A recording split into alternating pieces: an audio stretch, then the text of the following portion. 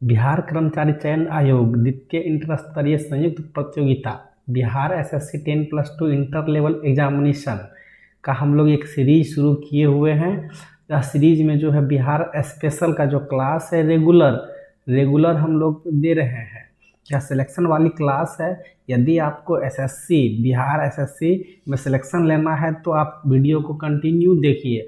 अगर आपको सिलेक्शन नहीं लेना है तो वीडियो को छोड़कर जा सकते हैं। जिसे सिलेक्शन लेना है वही हमारे वीडियो को देखें, क्योंकि यह इसमें बहुत सारे इम्पोर्टेंट फैक्टरों को लिए हैं। बहुत मेहनत से जो है यह वीडियो शूट कर रहे हैं, वीडियो बना रहे हैं। इसलिए आप लोग जो फालतू लोग हैं, जिसको सिलेक्शन नहीं लेना है वह वीडियो पे ना रुकें, जिसको सिलेक्शन लेना है वही इस वीडियो पे रुकें।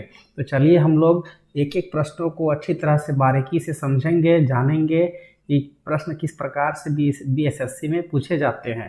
तो पहला प्रश्न देखिएगा दोस्तों। पहला प्रश्न है, बिहार का कौन सा त्यौहार भाई बहन के मध्य के बंधन को दर्शाता है तथा रंग बिरंगे प्रवासी पक्षियों के आने के तुरंत बाद इसकी शुरुआत हो जाती है। ठीक है, तो पहला प्रश्न देखिएगा, पहला ऑप्शन देखिएगा। ऑप्शन भी है, मल्टीपल चॉइस क्वेश्चन है। इसका जवाब आप लोग को कमेंट बॉक्स में देना है। यदि आप लोग कमेंट बॉक्स में जल्दी टाइप नहीं कर पाते हैं तो वीडियो को रोक करके कमेंट बॉक्स में जवाब दीजिए, उसके बाद आगे वीडियो को देख सकते हैं। पहला प्रश्न, पहला ऑप्शन है छठ पूजा, दूसरा है बिहुला, तीसरा है समा चकेवा, चौथा है मधुश्रावणी। इसका राइट आंसर जल्दी से जवाब दीजिएगा। इसका राइट आंसर हो जाएगा समा चकेवा। समा चकेवा एक ऐसा त्यौहार है जो भाई बहन से संबंधित है। नेक्स्ट प्रश्न पर चलेंगे। निम्नलिखित में से कौन सा राज्य भारत में कृषि आयकर लगाने वाला पहला राज्य है? तो ऑप्शन पहला है मध्य प्रदेश, महाराष्ट्र, पश्चिम बंगाल, बिहार। जल्दी इसका जवाब दीजिएगा, क्या होगा इसका राइट जवाब? तो इसका राइट जवाब हो जाएगा बिहार। बिहार ही ऐसा राज्य है जो पहला राज्य है भारत का। ठीक है, तो इसके जो की पॉइंट है, इंपॉर्टेंट पॉइंट है जो बन सकते थे, उनको अब देखेंगे। बिहार में कौन सा त्यौहार भाई बहन संबंधित था? तो ये आंसर गलत है। इसका राइट आंसर क्या होगा? समा चकेवा। चलिए पॉइंटों को देखेंगे। देखिए, समा चकेवा जो है ये 10 दिवसीय त्यौहार समा चकेवा का मिथिला में विशेष महत्व है। मिथिला क्षेत्र जो है हम लोगों का, वहाँ इसका विशेष महत्व है। यह जो है भाई और बहन के बीच बंधन को दर्शाता है और यह रंगीन प्रवासी पक्षियों के आगमन के तुरंत बाद ही शुरू हो जाता है। क्षेत्रीय रूप में समा और चकेवा नाम दिया गया है। यह समा की कहानी को बताता है, जिसे भगवान कृष्ण की बेटी माना जाता है। तो और पॉइंट जो है, और विशेष त्यौहार कौन कौन से हैं बिहार में? तो छठ पूजा है, यह बिहार में प्रसिद्ध प्रमुख त्यौहार है। ये जो है एकमात्र वैदिक त्यौहार है जो सूर्य देवता को समर्पित है। यह त्यौहार साल में 2 बार, एक चैत्र मास में मार्च महीने में होता है और दूसरा कार्तिक मास में नवंबर में होता है। बिहुला बिहार का ही एक त्यौहार है। मधुश्रावणी। सब पॉइंटों को आप लोग खुद से देख लीजिए, क्योंकि इसका पीडीएफ जो है आपको वीडियो के डिस्क्रिप्शन में मिल जाएगा। तो वहाँ से आप डाउनलोड करके जितने भी पॉइंट है उसको एक बार रीड मार लीजिएगा और नोट कर लीजिएगा, नोट जरूर बनाइएगा। चलिए दूसरे जो प्रश्न है, क्या था? कौन सा राज्य भारत में कृषि आयकर लगाने वाला पहला राज्य है? तो कौन सा था इसमें पहला राज्य? ऑप्शन में क्या क्या था? मध्य प्रदेश है, महाराष्ट्र है, पश्चिम बंगाल है और चौथा ऑप्शन क्या था? बिहार। तो कौन सा राज्य होगा? बिहार है एक ऐसा राज्य जो कि भारत में कृषि आयकर लगाने वाला पहला राज्य, कृषि पर मतलब कृषि आयकर, कृषि पर टैक्स लगाने वाला राज्य है। ठीक है, तो कृषि आयकर लगाने वाला बिहार पहला राज्य है। आयकर के बारे में जानेंगे तो यह धारा 10 के 1 के तहत कृषि आयकर योग्य नहीं है। कृषि पर टैक्स नहीं लिया जा सकता है। इसे किसी भी व्यक्ति की कुल आय के हिस्से के रूप में भी नहीं गिना जा सकता है। हालांकि राज्य सरकार कृषि आय पर कर लगा सकती है यदि यह राशि प्रतिवर्ष 5,000 रुपये से अधिक हो। कृषि आय पर कर संविधान के तहत राज्य सूची में जो है प्रविष्ट 46 के अंतर्गत आता है। केवल राज्य सरकार कृषि पर आयकर लगाने में कानून बनाने में सक्षम रहेगा। भारत सरकार इस पर कानून नहीं बना सकती है। नेक्स्ट प्रश्न जो लिखेंगे बहुत ही इंपॉर्टेंट प्रश्न है। ऐसे प्रश्न है जो कि आपकी जो एग्ज़ाम है बीएसएससी की, उसमें डायरेक्ट पूछ लिए जाएंगे। बिहार का एग्ज़ाम है, इसलिए बिहार से संबंधित प्रश्न का दबदबा बना रहेगा। और बीएसएससी का जितने भी पोस्ट है वे सभी जो है बहुत ही मोस्ट इम्पोर्टेंट पोस्ट है, बहुत ही दमदार पोस्ट है। इसीलिए आप लोग मेहनत कीजिए, पूर्णतः मेहनत कीजिए और सिलेक्शन लेकर जाइए। चलिए नेक्स्ट प्रश्न है, बिहार में अंतर उष्णकटिबंधीय अभिसरण क्षेत्र कब कर्क रेखा की ओर स्थानांतरित होने लगता है? जनवरी महीना में, मार्च में, जून में या सितंबर में? जल्दी से इसका जवाब दीजिएगा। तो राइट आंसर इसका हो जाएगा मार्च में जो है कर्क रेखा की ओर स्थानांतरित होने लगता है। चौथे प्रश्न की ओर चलेंगे, भारत में स्थित सबसे बड़ा बौद्ध स्तूप कौन सा है? ऑप्शन ए में है केसरिया स्तूप बिहार, धमेक स्तूप सारनाथ, सांची स्तूप मध्य प्रदेश, शांति स्तूप लेह है। इसका राइट आंसर क्या हो जाएगा? केसरिया स्तूप बिहार। केसरिया स्तूप बिहार जो है ये सबसे बड़ा बौद्ध स्तूप जाना जाता है। ये ठीक है। नेक्स्ट प्रश्न है, बिहार में अंतर उष्णकटिबंधीय अभिसरण क्षेत्र कब कर्क रेखा की ओर स्थानांतरित होने लगता है? जनवरी महीना में, मार्च में, जून में, सितंबर में? क्या था? मार्च इसका राइट आंसर था। देखिए अंतर उष्णकटिबंधीय अभिसरण क्षेत्र का बदलाव जो है मार्च में शुरू होता है, जिससे तापमान में वृद्धि होती है और क्षेत्र में वायु दबाव गिरने लगती है। अंतर उष्णकटिबंधीय अभिसरण क्षेत्र क्या होगा? इंटरट्रॉपिकल कन्वर्जेशन जोन या ITCZ कम दबाव की बेल्ट है जो भूमध्य रेखा के पास पृथ्वी का चक्कर लगाती है और यहाँ उत्तरी और दक्षिणी गोलार्ध की व्यापारिक हवाएं एक साथ आती है। चलिए चौथे प्रश्न क्या था? भारत में स्थित सबसे बड़ा बौद्ध स्तूप कौन सा है? केसरिया स्तूप बिहार का है। तो केसरिया स्तूप के बारे में जानेंगे। केसरिया स्तूप सबसे बड़ा बौद्ध स्तूप है, यह बिहार के चंपारण जिले में स्थित है। केसरिया स्तूप की परिधि जो है 400 फीट है, ऊंचाई कितनी है? 104। परिधि कितना? 400 फीट और ऊंचाई 104। ठीक है। धमेक स्तूप जो है ढाका उत्तर प्रदेश वाराणसी में के पास सारनाथ में है। धमेक स्तूप यह मौर्य वंश के राजा जो अशोक के शासनकाल के दौरान 249 ईसा पूर्व में इसको बनाया गया था। नेक्स्ट क्या था? बुद्ध ने अपने 5 शिष्यों को पहला उपदेश जो है यहीं पे दिया था। कहाँ दिया था? धमेक स्तूप धमेक सारनाथ में दिया था। आप लोग पढ़े होंगे। नेक्स्ट है सांची का स्तूप। सांची का स्तूप जो है महान स्तूप बौद्ध कला और वास्तुकला के रत्न को दर्शाता है। इसे दर्शाते हुए सबसे महत्वपूर्ण बौद्ध स्मारकों में से एक है। यह मध्य प्रदेश के सांची टाउन में स्थित है। सांची स्तूप को जो है 1989 में क्या यूनेस्को की विश्व धरोहर स्थल के रूप में माना गया। ठीक है। यूनेस्को के जो है विश्व धरोहर के रूप में माना गया है। कब? 1989 ईस्वी में। ठीक है। नेक्स्ट चलेंगे। बहुत इंपॉर्टेंट प्रश्न है, इसीलिए बोल रहे हैं जिसको सिलेक्शन लेना है वही हमारे वीडियो को देखे, जिसको सिलेक्शन नहीं लेना है वह वीडियो को छोड़कर जा सकते हैं। ठीक है। नेक्स्ट प्रश्न है, सुखेत मॉडल गोबर और कचरे को कृमि खाद के रूप में, देखिए सुखेत मॉडल गोबर और कचरे को कृमि खाद में परिवर्तित करने वाली एक अभिनव विधि पहली बार किस राज्य में, ठीक है, किस राज्य में लागू की गई थी? तो उड़ीसा में,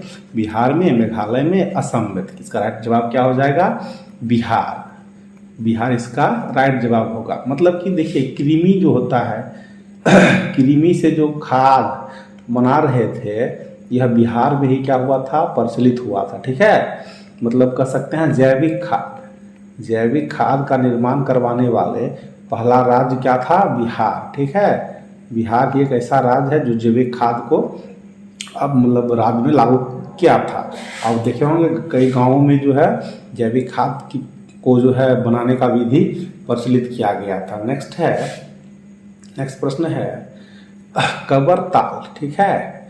कबरताल वेटलैंड को 2020 में रामसर साइट के रूप में जो है नामित किया गया था। या निम्नलिखित में से किस राज्य में स्थित है? किस राज्य में होगा? तो आपको पता ही होगा, बिहार राज्य में होना चाहिए। तो ये इसका राइट आंसर क्या होगा? बिहार। ठीक है। कबरताल वेटलैंड को 2020 में रामसर साइट के रूप में नामित किया गया है। वह कौन सा राज्य है? बिहार राज्य। ऑप्शन इसका नहीं बताए हैं। चलिए नेक्स्ट देखिएगा। नेक्स्ट क्या है? उसका जो की पॉइंट है, सुखेत मॉडल गोबर कचरे के वाला जो था बताए थे बिहार में, गोबर और कचरे को कृमि खाद में परिवर्तित करने की एक अभिनव विधि सुखेत मॉडल पहली बार बिहार राज्य में लागू की गई थी। इसे कृषि विभाग द्वारा 2019 में जलवायु लचीला कृषि कार्यक्रम के हिस्सा के रूप में शुरू किया था। इसका नाम बिहार के मधुबनी जिले के सुखेत गांव के नाम पर रखा गया है। देखिए चौगुना लाभ था, क्या गांवों में प्रदूषण मुक्त वातावरण होगा, अपशिष्ट का निपटारा होगा, ग्रामीण को आर्थिक सहायता मिलेगी, किसानों को जैविक खाद की उपलब्धता हो जाएगी, यह केंद्र सरकार के स्वच्छ भारत मिशन को मजबूत भी करेगा। चलिए नेक्स्ट क्या था, कबरताल वेटलैंड 2020 को रामसर में सम्मिलित किया था, बिहार का है ये। बिहार में कबरताल वेटलैंड को जो है 2020 में रामसर साइट के रूप में नामित किया था। साइट एक व्यापक बाढ़ के मैदान परिसर के भीतर 18 आर्द्र भूमि, ठीक है, जैसे एक है बाढ़ के पानी का ये अवशोषण बिहार राज्य में एक महत्वपूर्ण सेवा है, जहां 70% भूमि बाढ़ की चपेट में आ जाती है। वेटलैंड पर रामसर कन्वेंशन आर्द्र भूमि सर्वेक्षण और सतत उपयोग के लिए अंतर्राष्ट्रीय संधि करवाते हैं। इसे वेटलैंड पर कन्वेंशन के रूप में भी जाना जाता है। देखिए यह संधि जो है 1971 में यूनेस्को द्वारा स्थापित की गई थी और 1975 में इसे लागू की गई थी। नेक्स्ट चलिएगा, नेक्स्ट प्रश्न देखिएगा, निम्नलिखित में से कौन सा पवित्र बौद्ध स्थान निरंजना नदी पर स्थित है? कौन सा पवित्र बौद्ध स्थान जो है निरंजना नदी पर स्थित है? ऑप्शन ए में है बोध गया, कुशीनगर, लुम्बिनी, ऋषिपटन, ठीक है। जल्दी से आप लोग इसका जवाब भी कमेंट में देते रहिए, तभी आपका जो है कंफर्म होगा कि आप कितने सवाल बना पा रहे हैं, क्या जान रहे हैं, क्या नहीं जान रहे हैं। इसका राइट आंसर क्या हो जाएगा, बोध गया। बोध गया इज द राइट आंसर।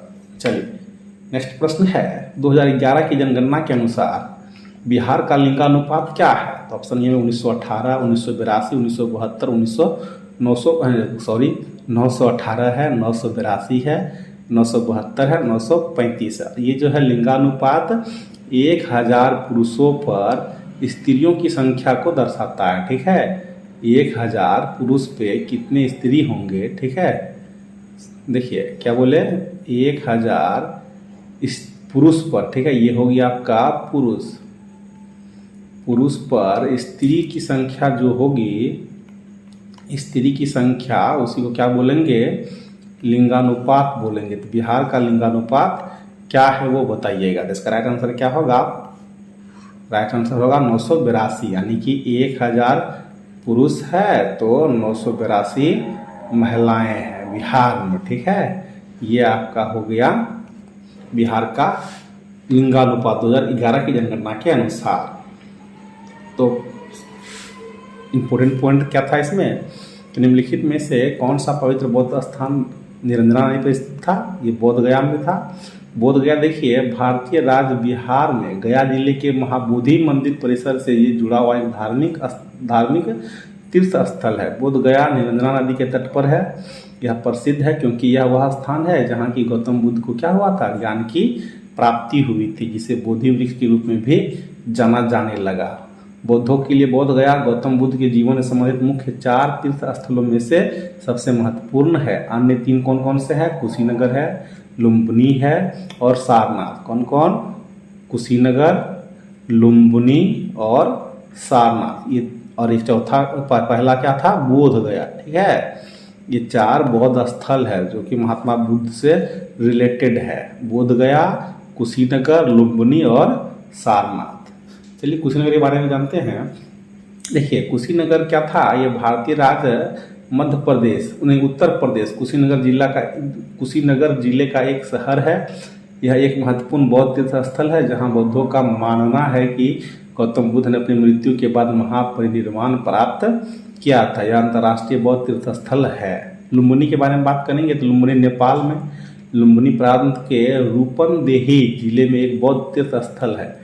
यह वह स्थान है जहां बौद्ध परंपरा के अनुसार रानी महामाया देवी ने लगभग 563 ईसा पूर्व में सिद्धार्थ गौतम को जन्म दिया था। यानी कि 563 ईसा पूर्व में जो है 563 ईसा पूर्व में गौतम बुद्ध जी का क्या हुआ था, गौतम बुद्ध जी का जन्म हुआ था, ठीक है, 563 ईसा पूर्व में। और ऋषिपट्टन क्या है, ऋषिपट्टन को पहले सारनाथ के नाम से भी जाना जाता है। तो क्या बताए थे 2011 की जनगणना के अनुसार बिहार का लिंगानुपात 918 नहीं होगा, 982 होगा, नहीं सॉरी 918 ही होगा।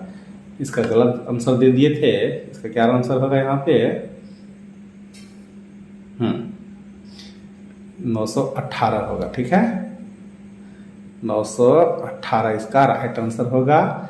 1000 पुरुषों पे महिलाओं की संख्या 918। ठीक, याद रहेगा ना, डेटा है दोस्तों, याद रखिएगा।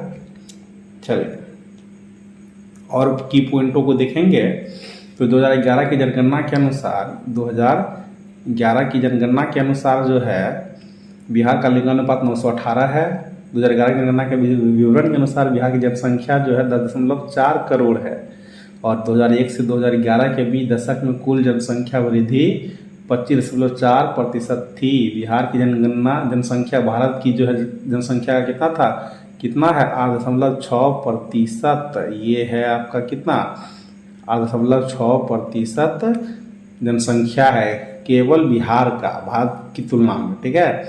2011 में क्या था, प्रति 1000 पुरुषों पर 918 महिलाएं हैं, ठीक है। उसके बाद यह 2001 की जनगणना में क्या था, 2019 थी। बिहार में देखिए, बिहार के बारे में जानते हैं, बिहार जो है भारत के पूर्व में स्थित है, पूर्व में है, ठीक है। यह पूरी तरह से भूमि से घिरा हुआ एक राज्य है। बिहार निम्न के साथ जो है सीमाओं को साझा करता है। पूर्व में पश्चिम बंगाल है, पश्चिम में उत्तर प्रदेश है, दक्षिण में झारखंड है और उत्तर में नेपाल है। याद रहेगा। देखिए ये आपका डायग्राम देख लीजिएगा, उसके हिसाब से जो है आप लोग अपना बना सकते हैं कि कौन कहाँ पे होगा। देखिए, चलिए ये आपका उत्तर है, ये दक्षिण है, ये पश्चिम है, ये पूर्व है, ठीक है। तो पूर्व पे क्या, इधर बंगाल हो जाएगा, पूर्व में बंगाल, पश्चिम में उत्तर प्रदेश हो जाएगा, दक्षिण में क्या हो जाएगा, झारखंड हो जाएगा और उत्तर में नेपाल हो जाएगा, ठीक है, याद रहेगा। चलिए नेक्स्ट क्वेश्चन में चलेंगे। बिहार में जो है सबसे बड़ा वन्य जीव अभयारण्य कहाँ है? जल्दी जवाब दीजिएगा इसका। तो कैमूर में है, कैमूर अभयारण्य को कहेंगे सबसे बड़ा वन्य जीव अभयारण्य, वाल्मीकि अभयारण्य को कहेंगे, भीम बांध अभयारण्य को कहेंगे, या उपयुक्त में से सभी होगा। इसका राइट आंसर क्या हो जाएगा, कैमूर अभयारण्य, ठीक है, कैमूर अभयारण्य। नेक्स्ट है बिहार सरकार ने पटना में संजय गांधी जैविक उद्यान को किस वर्ष संरक्षित वन घोषित किया था? 1971, 1973, 1974 या 1972? इसका राइट आंसर होगा 1973, ठीक है, 1973 इज द राइट आंसर। की पॉइंट को देखेंगे, बिहार में सबसे बड़ा वन्य जीव अभयारण्य कैमूर अभयारण्य बिहार का सबसे बड़ा अभयारण्य है। यह बिहार के कैमूर जिला में स्थित है। घाटी में कई झरने, जिनमें से बेहतरीन करकड़ जलप्रपात और तेलहर जलप्रपात है। अनुपम झील कैमूर वन्यजीव अभयारण्य में स्थित है। कैमूर वन्यजीव अभयारण्य में पाए जाने वाले मुख्य जानवर क्या होगा, बंगाल के बाघ, भारतीय तेंदुआ, 4 सींग वाले मृग और नीलगाय, सांभर, भालू आदि इसमें स्थित है। नेक्स्ट क्या था, पटना में जो है संजय गांधी जैविक उद्यान को किस वर्ष संरक्षित वन घोषित किया गया था? 1973 में। देखिए 1973 में एक चिड़ियाघर के रूप में जनता के लिए खोल दिया। उद्यान को पहली बार 1969 में वनस्पति बगीचे के रूप में स्थापित किया गया था। 1969 में जो है इसको स्थापित किया गया था। उद्यान में एक मछली घर भी शामिल है। मछली घर में मछलियों की लगभग 35 प्रजातियां हैं। सांप के घर में सांपों की 5 अलग अलग प्रजाति है। नेक्स्ट प्रश्न पे चलेंगे। निम्नलिखित में से कौन सा गर्म पानी का जल स्रोत बिहार के राजगीर जिले में स्थित है? लक्ष्मण कुंड होगा, नानक कुंड होगा, सीता कुंड होगा, ऋषि कुंड होगा। कौन सा है जो कि राजगीर में है? ठीक है, राजगीर में कौन सा है? तो इसका राइट आंसर क्या हो जाएगा, नानक कुंड। चलिए आप लोग यहाँ तक वीडियो को देखें तो वीडियो को लाइक कीजिए, चैनल को सब्सक्राइब कीजिए और अपने दोस्तों के साथ इसको शेयर जरूर कीजिए, ताकि मेरा जो मेहनत है वह सफल हो सके और हम मोटिवेट हो गए और आपके लिए लगातार वीडियो बनाते रहें। नेक्स्ट है, बिहार में निम्नलिखित में से किस फल के लिए प्रसिद्ध है? बिहार जो है किस फल के लिए प्रसिद्ध है? बिहार में कौन सा फल ज़्यादा होता है? तो आप लोगों को पता होगा। ऑप्शन ए में है लीची, सेब, कीवी उपयुक्त में से सभी। कौन सा फल है जो कि बिहार में प्रचलित है? तो आप जानते ही होंगे बिहार का लीची प्रसिद्ध है, ठीक है, जिसे जीआई टैग भी मिला हुआ है। तो इसका राइट आंसर क्या था?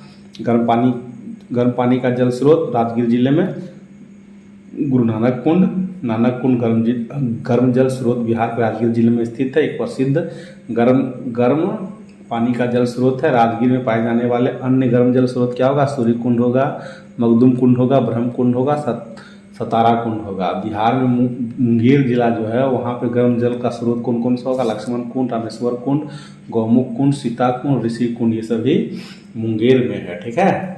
नेक्स्ट चलेंगे, क्या था? लीची बिहार का जो प्रसिद्ध फल है।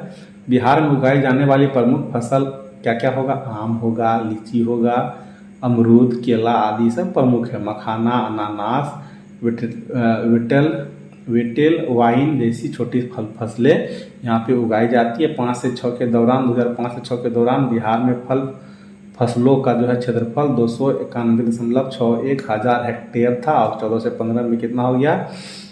291.61 हेक्टेयर था और बढ़कर के 2014 से 15 में 331.52 यानी कि 52,000 हेक्टेयर हो गया। बिहार के लगभग सभी जिले विशेष रूप से मुजफ्फरपुर, पूर्वी चंपारण, समस्तीपुर में लीची की खेती के संबंध में सबसे अच्छी संभावनाएं है।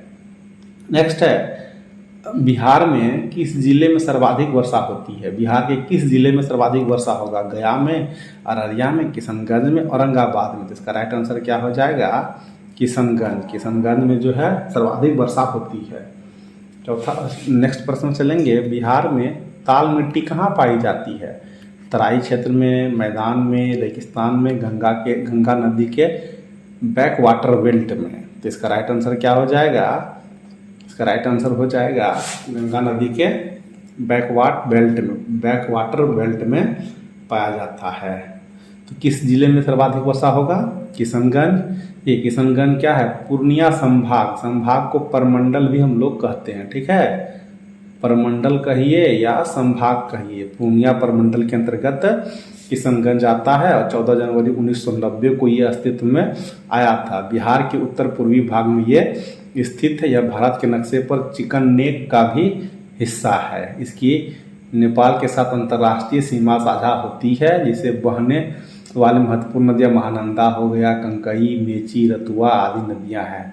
यहाँ सबसे अधिक वर्षा होती है, अर्थात लगभग 2250 मिलीमीटर वर्षा होगी, ठीक है। जनसंख्या घनत्व की बात करेंगे तो 897 प्रति वर्ग किलोमीटर जनसंख्या होगी। जनसंख्या वृद्धि जो है 30.4%, लिंगानुपात 950 प्रति 1000 पुरुष में होगा। साक्षरता दर जो 55.5%। बोली जाने वाली भाषा क्या होगा? हिंदी बोली जाती है, बंगाली, उर्दू और सुरजापुरी भाषाएं यहाँ पे बोली जाती है। तो ताल मिट्टी क्या था? गंगा के नदी के बैक वाटर बेल्ट में पाया जाता था। ताल मिट्टी गंगा के बैक वाटर बेल्ट में पाई जाती है। बक्सर जिला, बांका जिले तक ये फैली हुई है। मिट्टी का रंग हल्का भूरे रंग से गहरे भूरे रंग से विभिन्न होता है। बनावट में यह मध्यम क्षेत्र से भारी मिट्टी है, ठीक है। इस प्रकार मिट्टी रबी फसल जैसे गेहूँ, चना, मटर, मसूर के लिए अच्छी है। इसकी पैदावार काफ़ी अधिक होती है। चलिए नेक्स्ट प्रश्न है, निम्नलिखित में से किस राज्य के साथ बिहार भौगोलिक सीमा साझा करता है? बिहार जो किस राज्य के साथ मतलब कि भौगोलिक सीमा साझा किसके साथ करता है? तो ऑप्शन ए में पश्चिम बंगाल, उत्तर प्रदेश, झारखंड और उपयुक्त में से सभी। तो अभी बताए थे हम लोग कि अगर इसका मैप तैयार कीजिएगा तो ये क्या था? ये उत्तर था, दक्षिण था, पूरब था और इधर पश्चिम था, ठीक है। सॉरी, इधर पश्चिम था और इधर पूर्व था। तो उत्तर में क्या था? उत्तर में नेपाल है, उत्तर में नेपाल, दक्षिण में झारखंड है, पश्चिम में पूरब में पश्चिम बंगाल है और पश्चिम में उत्तर प्रदेश है, ठीक है। ये हम लोग चर्चा कर चुके हैं। बिहार का अनूठा त्यौहार कौन सा था? दीपावली होगा, विशु होगा, विनायक चतुर्थी होगा या छठ पूजा होगा। तो बिहार का जो अनूठा त्यौहार है आप लोग को पता ही होगा, ये छठ पूजा है। जो कि विशेष त्यौहार है। निम्नलिखित में से देखिए निम्नलिखित में से किस राज्य के साथ बिहार भौगोलिक सीमा साझा करता है? तो किसके साथ साझा करेगा? क्या था ऑप्शन में यहाँ पे देखिए, पश्चिम बंगाल, उत्तर प्रदेश, झारखंड, उसमें से सभी। आप यहाँ अगर मैप को देखिएगा अच्छी तरह से देखिए, क्या है यहाँ पे हमारा बिहार है, ध्यान से देखिएगा, ये हमारा बिहार है, ये बिहार हुआ, ये बिहार हुआ, ठीक है। तो इसके जो है उत्तर में क्या था? नेपाल।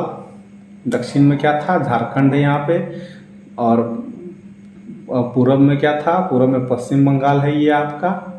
और पश्चिम में क्या था? उत्तर प्रदेश, ठीक है। चलिए नेक्स्ट है बिहार का अनूठा त्यौहार छठ पूजा।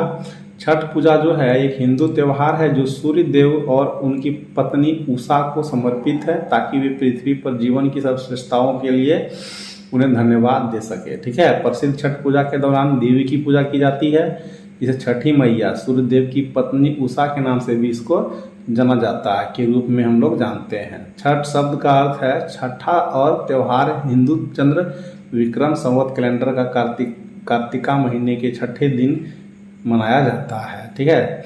त्यौहार 4 दिनों की अवधि में मनाया जाता है। अनुष्ठानों में पवित्र स्नान होता है, पहला नहाय खाए वाला दिन, उसके बाद उपवास होता है, लंबे समय तक पानी खड़े रहने और प्रार्थना और भोजन की त्योहार होता है, ठीक है। चलिए नेक्स्ट है चूड़ी बनाने की कला जो होती है मुख्य रूप से बिहार के किस जिले में देखी जाती है, ठीक है। चूड़ी बनाने की कला बिहार के किस जिले में देखी जाती है? ऑप्शन 1 में है पटना में, मुजफ्फरपुर में, वैशाली में और या औरंगाबाद में। कहाँ पे देखी जाती है? इसका राइट आंसर क्या हो जाएगा? राइट आंसर हो जाएगा मुजफ्फरपुर, ठीक है। मुजफ्फरपुर में चूड़ी बनाने का जो है देखी जाती है चित्रकला। नेक्स्ट देखिएगा प्रश्न है बिहार का सबसे लोकप्रिय लोक नृत्य है। कौन सा लोकप्रिय लोक नृत्य होगा? विदेशिया, कथक, कुमी या झोरा? इसका राइट आंसर होगा ऑप्शन ए विदेशिया। विदेशिया जो है बिहार का सबसे लोकप्रिय लोक नृत्य है। चूड़ी बनाने के प्रमुख रूप से बिहार के जिले में था मुजफ्फरपुर में। देखिए बंगल यानी कि बंगल जो होता है चूड़ी बनाने का सबसे अच्छा काम बिहार के मुजफ्फरपुर जिला में किया जाता है, इसलिए मुजफ्फरपुर को कुटीर उद्योग का केंद्र भी हम लोग मानते हैं। चूड़ियाँ भारतीय रिवाज का एक अविभाज्य हिस्सा है, महिलाओं के श्रृंगार सामग्री का एक अभिन्न अंग भी है। देखिए यहाँ कारीगर गोल आकार के चूड़ी को तैयार करने के लिए प्रकाश अग्नि का प्रयोग करता है। बिहार के पहले मुख्यमंत्री कौन थे? कृष्ण सिंह। बिहार के पहले गवर्नर जेम्स सिम्पटन। वैशाली जिले में भगवान महावीर का जन्म हुआ था। बुद्ध ने वैशाली में अपना अंतिम उपदेश दिए थे और वहीं पे निर्वाण प्राप्त हुआ था। वैशाली दूसरे बौद्ध परिषद का धारणा है, दूसरी बौद्ध परिषद का जो धारणा हुआ था, दूसरा बौद्ध परिषद वैशाली में हुआ था। नेक्स्ट चलिएगा बिहार का सबसे लोकप्रिय यानी बिहार का सबसे लोकप्रिय लोक नृत्य कौन सा है? विदेशिया लोकप्रिय है। देखिए भारतीय राज्य बिहार में मूल निवासियों के बीच नृत्य के रूप में विदेशिया प्रसिद्ध है। यह बिहार के सबसे लोकप्रिय लोक नृत्य में से एक है। भिखारी ठाकुर को बिहार की सबसे लोकप्रिय लोक नृत्य के संस्थापक के रूप में जानते हैं। आगे झिझिया और मिथिला के क्षेत्र का लोकप्रिय सांस्कृतिक नृत्य है। दुर्गा भैरवी, दशहरे के समय झिझिया का आयोजन भी किया जाता है। कजरी है, चैती, होरी और सावनी, ये सभी जो है बिहार की लोक नृत्य है, प्रमुख प्रसिद्ध लोक नृत्य है। बिहार के सबसे पहले राज्यपाल, बहुत ही इंपॉर्टेंट प्रश्न है, कई बार बीपीएससी में भी प्रश्न पूछे गए हैं। बीपीएससी में भी ये प्रश्न पूछे गए हैं, इसलिए बीएसएससी में भी पूछने की संभावना है। बीएसएससी, ठीक है, में भी पूछने की संभावना है। तो अच्छी तरह से नोट कीजिएगा बिहार के पहले राज्यपाल कौन है? जवाब दीजिएगा। कृष्ण सिंह है, जयराम दौलत राम होगा, रेखा दूषित, इंद्र प्रभात सिंह होगा। तो इसका राइट आंसर क्या होगा? राइट आंसर जयराम दौलत राम, ठीक है। नेक्स्ट है रथ के पहले खादी मॉल का उद्घाटन डैश में किया गया था। कहाँ किया गया था? लखनऊ में, पटना में, मुंबई में, नालंदा में। इसका राइट आंसर क्या हो जाएगा? पटना में जो है खादी मॉल का उद्घाटन किया गया। बिहार का पहला राज्यपाल क्या बताए थे? जयराम दौलत राम स्वतंत्र भारत में बिहार के पहले राज्यपाल हैं। की पॉइंट को देखिएगा, ब्रिटिश भारत के दौरान बिहार के पहले गवर्नर सर जेम्स डेविस सिंथम थे। बिहार के पहले मुख्यमंत्री श्री कृष्ण सिंह। बिहार की पहली महिला मुख्यमंत्री श्री राबड़ी देवी। भारत के सर्वोच्च न्यायालय की पहली महिला न्यायाधीश न्यायमूर्ति ज्ञान सुधा मिश्रा, जो बिहार से आती है। स्वतंत्र भारत में बिहार विधानसभा पहले अध्यक्ष बिंदेश्वरी प्रसाद वर्मा थे। ठीक है, नेक्स्ट क्या था? भारत के पहले खादी मॉल का उद्घाटन कहाँ हुआ था? ये पटना में हुआ था। भारत के पहले खादी मॉल का उद्घाटन बिहार के पटना में हुआ था। इसका उद्घाटन 5 नवंबर को मुख्यमंत्री नीतीश कुमार के द्वारा किया गया था। यह ऐतिहासिक गांधी मैदानी पूर्व किनारे पर स्थित है। यह एक 4 मंजिला मॉल है। इसमें मुख्य रूप से खादी के कपड़े, हस्तकला की चीज़ें, मधुबनी पेंटिंग, खाद्य उत्पाद, ग्रामोद्योग का उत्पादन किया जाता है। आप लोग अगर पूरा वीडियो को देखे हैं तो बहुत बहुत धन्यवाद। आप लोग इसी प्रकार से मेहनत करते रहिए। आपको वीडियो कैसा लग रहा है हमें कमेंट में ज़रूर बताइए। अगर आप लोग हमें सपोर्ट कीजिएगा तो हम अभी तो बिहार स्पेशल का वीडियो दे रहे हैं, आगे चल करके साइंस का, रीजनिंग का और मैथ का भी वीडियो लेकर के आएंगे। लेकिन हमें कमेंट में आप लोग बताइएगा, तब हम बना पाएंगे, अन्यथा हमसे नहीं बन